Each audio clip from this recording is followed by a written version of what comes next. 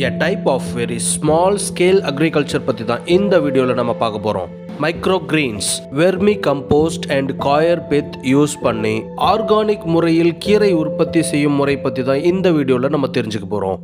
இந்த முறையில் 3-5 நாளைக்குள்ள கீரைகளை நம்மளால உற்பத்தி பண்ண முடியும். விதையிலிருந்து முளை திரும்பிய சில நாட்கள்லேயே இதை நம்ம பயன்படுத்துறதுனால அதிகமான நியூட்ரியன்ஸ் இதில் ப்ரெசண்ட் ஆயிருக்கு.